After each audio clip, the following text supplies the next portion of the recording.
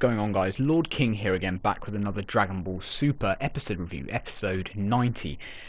To start off, this was one of the more crazy episodes that I've seen in a hell of a long time. This was maybe one of the best ones I've seen in a long time as well.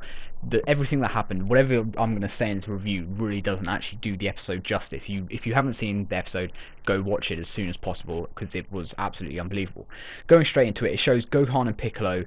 Basically, you see them in the iconic sort of introduction scene where you see Piccolo and Gohan in his green tracksuit. You basically see that sort of scene, and they say that they need to go test themselves against you-know-who, which is basically Goku.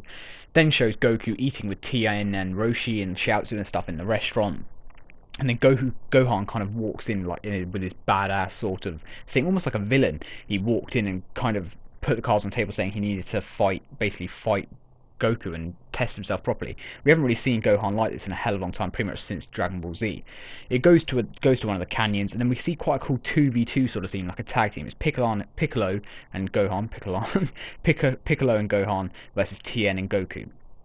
Now, Piccolo basically starts off with Gohan kind of goes straight at them, and Piccolo does this charging sort of thing, charging technique, and it shows Gohan basically defending them, so defending Piccolo. So what we're assuming is this is the move which they were talking about in one of the previous episodes where they were going to try and make a tag team move. Gohan hits Tien pretty hard, and Goku and him go back and forward with quite a crazy sort of fight scene, because after they both charge at them. It's a very, very DBZ-esque sort of thing, a very throwback sort of theme here. Tien basically tries doing his tri-beam. He basically eventually aims it at Piccolo, and then Gohan again comes down protecting him, basically just letting Piccolo charge us up as much as possible. Gohan at this point seems incredibly on point, and he's he's got his fighting skill back as such, which is probably the best way to describe it.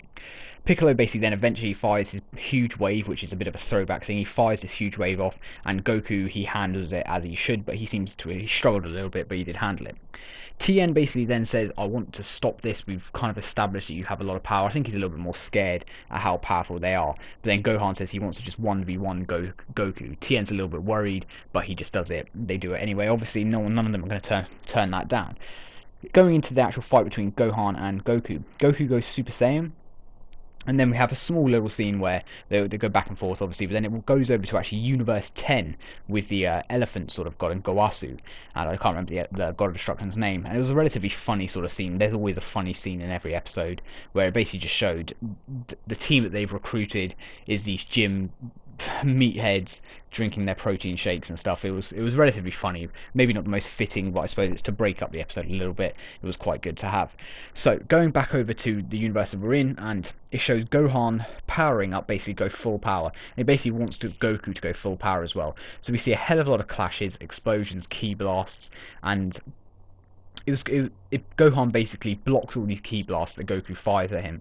Then Goku does this instant transmission next to him, well, behind him, and then lands a good shot on Gohan. And then Gohan does this pretty similar thing where he lands a huge hit on Goku. And it goes quite back and forward. It's very, very similar. If you've seen any of my Xenoverse gameplay or anyone else's gameplay, when they do the clashes, when you both press a attack at the same time and they clash on the game, it's very similar to the episode, but it's for a hell of a long time. It's a more significant amount of time. It's some of the best sort of scenery and animation, those parts of the clashes, and there's a hell of a lot of it, so it was very, very impressive to see.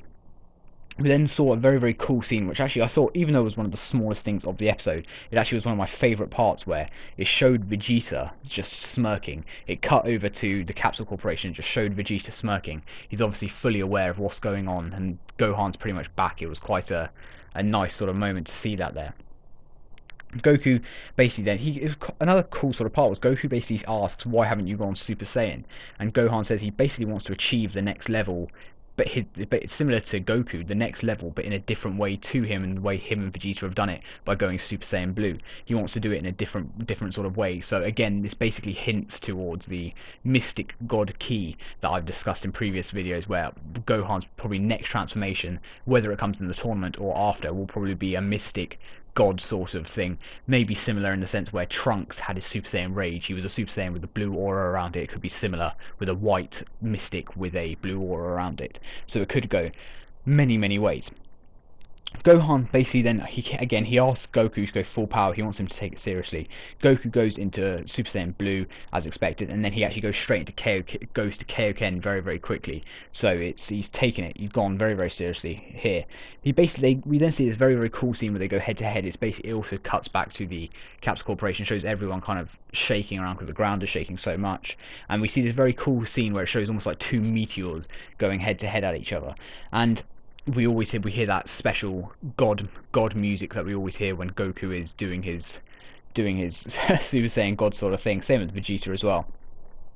And we saw the quite a very cool scene, which Geekdom actually said it quite well. It's almost where in some of these Japanese films or even Chinese films, when the two sort of samurais or swordsmen, they go at each other, they sprint past each other full speed, and then they both put their swords down, almost like the jousting thing, and they both try and slice each other, and then they go past each other by a few meters in a slow motion sort of thing, and we eventually see one of them actually fall down. It was very similar to that. It was quite similar to that where they did it, and it showed Goku and Gohan basically do that same thing but with their punches, and we were kind of waiting for one of them to fall down.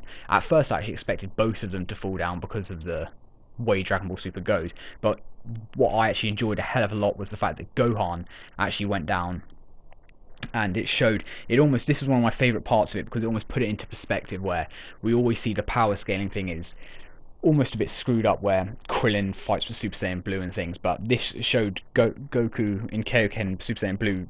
Pretty much he got the better of Gohan relatively easily in the end, and he put him out of commission. So it put it into perspective, and it was quite nice to see.